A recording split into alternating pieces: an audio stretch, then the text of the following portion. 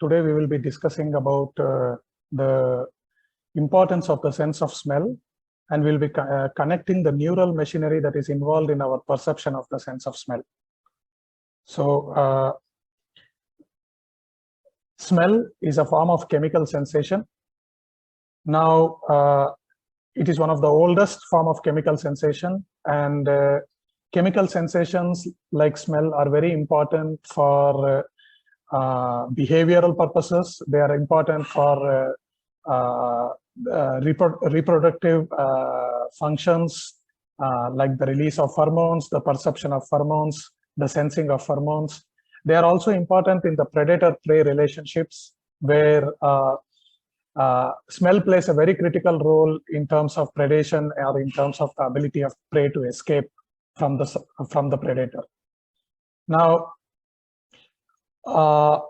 smell combines with taste, and this is very important because the combination of smell or the interconnection between smell and taste happens at the highest level. That means it happens at the cortical region of the brain, and together it plays an important role in the identification and the enjoyment of food, avoiding the harmful substances like poison, or going to harmful places. So all of this is an interplay between smell and taste. So it is very critical. Now, for example, if the sensation of smell is lost, it is our perception of taste also will be very different. So that's very important over here. One best example of smell is the role of pheromones. Now, pheromones are very important as a mode of communication. They signal for reproductive behavior.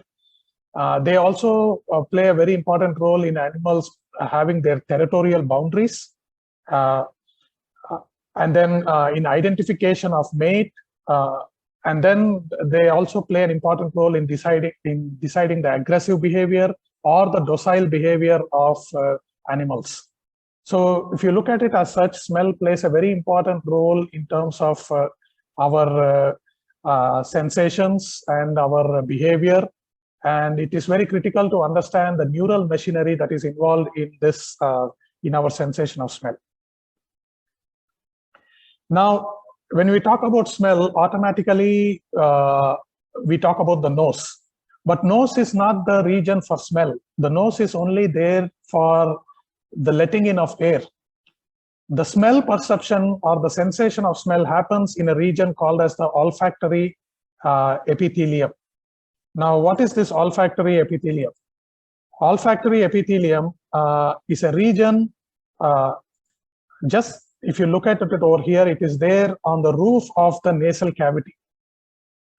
Now, this olfactory epithelium has a lot of cells which play a very critical role in the sensation of smell. For example, the cells that are present over here are the olfactory receptor cells, the supporting cells, and the basal cells. Now, if you look at it, this particular region that has been expanded, you can see the olfactory receptor cells over here that have been labeled in yellow. These olfactory receptor cells are neurons. So they have a cell body, they have dendrites, they have axons. Now, if you note here, this is the cell body of the olfactory receptor cell has the nucleus, and then the olfactory receptor cell extends further towards the nasal cavity, and this extension over here is the dendrite. Now, the dendrite innervates the nasal cavity in the form of different projections, and these projections are the cilia. Now, the nasal cavity itself is filled with mucus. Okay, and this mucus actually comes from the supporting cells. The supporting cells play a very critical role in the release of mucus. The mucus has antibodies. The mucus has several proteins like odorant binding proteins, enzymes. Now, the purpose of the mucus in the nasal cavity, especially the presence of antibodies, is to make sure that no infectious agents are able to pass through the nasal cavity. Now, that is a very important role for the mucus, which is released by the supporting cells. You also have the basal cells. Now, the basal cells are sometimes considered as the stem cells of the olfactory epithelium. Now, why are they considered as stem cells? The reason being that the olfactory receptor cells do not have a permanent lifespan. They are only there for about 2 weeks. So constantly the olfactory receptor cells are being replaced. So they are replaced by the division of the basal cells. So if you notice the olfactory receptor cells, this is the cell body, this is the dendrites, and then the olfactory receptor cells have these axons that go behind, and you can see they pass through the cribriform plate, which is like a bony layer, and then finally they enter via the olfactory nerves into the olfactory bulb. Okay, so that's very important to understand that the olfactory receptor cells are the ones that are contributing to our sensation of smell. Now, how are this happening? This is happening because of the presence of several olfactory receptor proteins that are present on the surface of the cilia. Now, the cilia that is traversing through the mucus is having these olfactory receptor proteins, and that contributes to our sensation of smell. So olfactory receptor cells basically are the sites where the smell is being perceived and is getting transduced. Now, the size of the olfactory epithelium decides the olfactory acuity or the sensitiveness of smell in organisms. Now, for example, if you look at it, humans, the size of the olfactory epithelium is only 10 to the 10 centimeters square. Whereas in dogs, the size of the olfactory epithelium is 170 centimeters square, much more than humans. That is why dogs have a greater olfactory acuity, and they are able to sense the presence of an individual even 24 hours after they have left that particular place, because of their ability to be able to perceive the odorants that are released by these individuals. So that is why dogs have a much higher olfactory acuity than humans, because of their greater size of their olfactory epithelium. Now, also, if there are any defects in any of these olfactory sensing cells or transducing cells, it can result in a condition called as anosemia, which is an inability to smell or inability to perceive smell. Now, how does the olfactory receptor cell, how does it sense different odorants, and how does this transmit that signal to the brain? So first, very important to understand over here is this is your olfactory receptor cell, and you can see this is the cell body, this is the dendrite, this is the nasal cavity, and you can see that each dendrite is extending so many cilia into the nasal cavity. Now, these cilia have the odorant receptors. Okay. Now, all of these odorant receptors are present in the mucus. Now, on the other hand, on the opposite side, because this is a bipolar cell, so on the opposite side, you have the axon that will innervate via the cribriform plate into the olfactory bulb. And that is where the signals from the cilia are being sent to the brain. Now, how does this signal?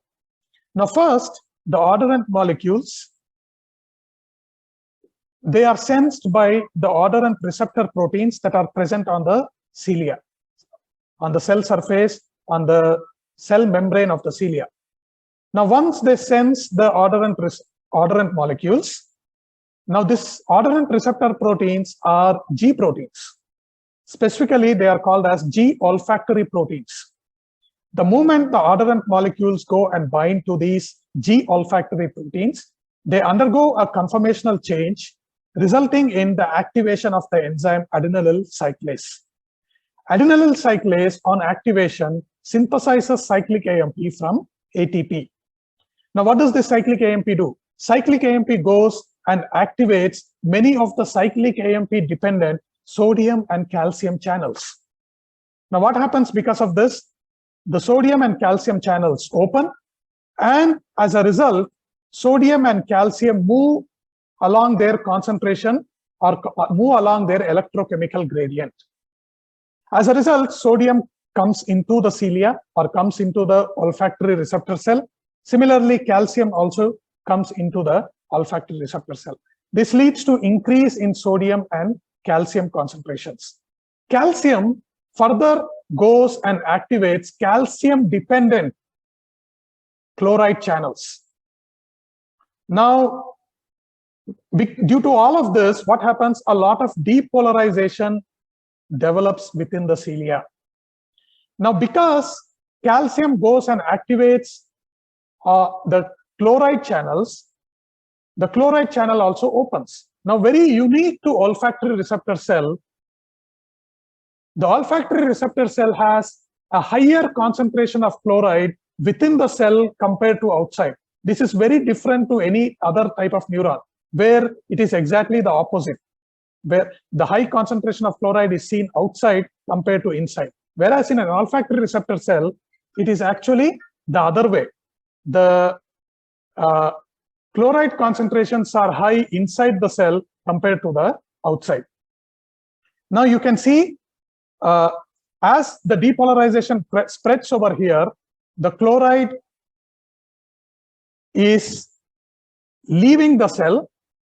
Now, as chloride is leaving the cell, you will see that the cell depolarizes even further. The cell will depolarize even further. Now, this leads to a buildup of depolarization, and this depolarization will get transmitted to the dendrites, and from there they get into the cell body. Now, this is how we summarize. You have the odorants. The odorants bind to the membrane, the odorant receptor proteins. The odorant receptor proteins are the G proteins, which go and activate the adenylyl cyclase. The adenylyl cyclase then releases cyclic AMP or synthesizes cyclic AMP. And then the cyclic AMP contributes to the depolarization of the cell by the buildup of sodium and calcium. Calcium further depolarizes the cell by allowing the movement of chloride outside of the cell. And this leads to the buildup of a strong depolarization. So first you can see here, a lot of odorants go and bind to the odorant receptor proteins. And as a result, a receptor potential is forming over here. Now, once the receptor potential is strong enough, it leads to the formation of an action potential into the dendrites and near the cell body. The action potential is then transmitted via the olfactory nerves, and this gets into the olfactory bulb. Now, you can see here the olfactory receptor proteins. Very uniquely, there are several genes that code for the olfactory receptor proteins. Now, there are more than 1,000 odorant receptor genes present in rodents. That is why they have a very high sense of smell. In humans, the odorant receptor genes are around 350. Now, uniquely, each olfactory cell codes only for one receptor protein. That means any olfactory cell that is there on the cilia, that cell will only be coding for one type of receptor protein. It's very important to understand. Like, for example, you can see here, there is a yellow cell, there is a blue cell, there is a green cell. Now, all of these cells will only code for one type of receptor protein. Now, all of them also respond differently to different types of signals, like different type of odorants. Like, for example, the green cell produces a lot of action potentials in response to citrus type odorants. Does not mean that it's only the green cell that produces an action potential. The green cell will, the citrus odorant also can elicit action potentials in the blue cell, but the degree of action potential responses or the frequency of action potential responses are less compared to the green. Now, for example, the red cell is not responding to citrus. Similarly, floral odorant. Now you have the green cell that is showing less frequency of action potentials. The blue cell is responding stronger to floral odorant, and the red cell is responding a little bit weaker. Similarly for peppermint and almond. So what happens is each olfactory receptor cell is having a unique olfactory receptor. Now that unique olfactory receptor responds to different odorants at different degrees. So that means it may have a highest response to one particular odorant and a next weaker response to another odorant. Now what happens is a combination of all of this is what is being perceived by the brain. Okay, it's very important to understand that. Now each of these olfactory receptors are coded by different genes. So that is why the more number of olfactory receptor coding genes, the more or the higher the sense of smell in that particular organism. Now you can see here how there is the signals from the olfactory receptor go to the brain. Now, and it's very important to understand how it is getting integrated. Now, for example, you can see here, each olfactory receptor cell is sending an olfactory nerve. And you can see all of these nerves are going into the olfactory bulb. Okay, you can see this. This is the olfactory bulb. Now, the olfactory bulb has discrete regions called as the glomerulus. The glomerulus will collate the nerves that are coming from different olfactory receptor cells. So the input layer of each bulb in mice contains about 2000 spherical structures called as the glomeruli. Now, what are the diameter of each of them is about 50 to 200 micrometers. Within each glomerulus, there are about 25,000 olfactory axons. And these olfactory axons are then they are able to synapse with second order olfactory neurons.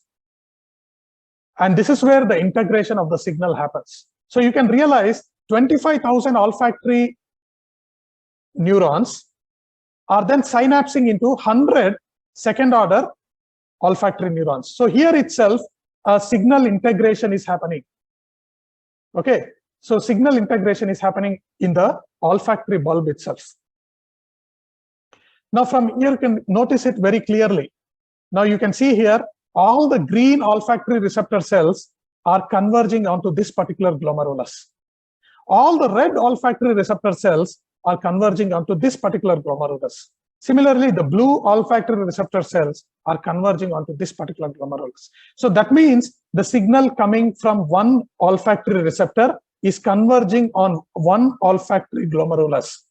The signal coming from another olfactory receptor is converging on another olfactory glomerulus. The same goes for the other olfactory receptors. So this way, a convergence of signal is happening. And this convergence is then getting transmitted to the olfactory cortex, where the signal is further integrated. Now you can see here, how is the olfactory cortex being organized? Now you can see, this is your olfactory receptor cell. The olfactory receptor cell is then converging onto the second order neurons in the olfactory bulb. The second order neurons then extend further and get into the brain. Now here, they can take two routes. One, the olfactory neurons, the second order olfactory neurons can go and directly communicate with the olfactory cortex, especially in the olfactory cortex present in the temporal lobe.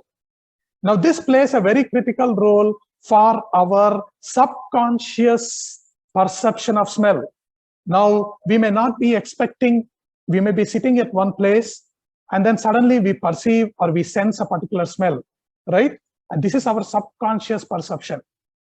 And that subconscious perception can happen by the second order olfactory neurons directly synapsing into the olfactory cortex. The second order olfactory neurons can also synapse onto the thalamus, and from the thalamus, another set of neurons go and converge onto the medial dorsal nucleus. Now this signal over here is important for our integration of signals. Now, for example, the sense of smell, the sense of taste, the vision, all of this work in cohesion. And that cohesion, that integration will happen at this particular region of the medial dorsal nucleus and the orbitofrontal cortex. So it's important to understand that the olfactory neurons can converge at two regions into the brain. One at the olfactory cortex, which helps in our subconscious perception of smell, and then one at the medial dorsal nucleus, further leading into the orbitofrontal cortex, that contributes to our conscious decisions which we make when we perceive a certain type of smell. And this conscious decision is actually an involvement of the olfactory neurons, the neurons of vision, the neurons of taste. So all of this contribute to this conscious perception, and that is played over here with the thalamus and the medial dorsal nucleus and the orbitofrontal cortex. So thank you all for your attention.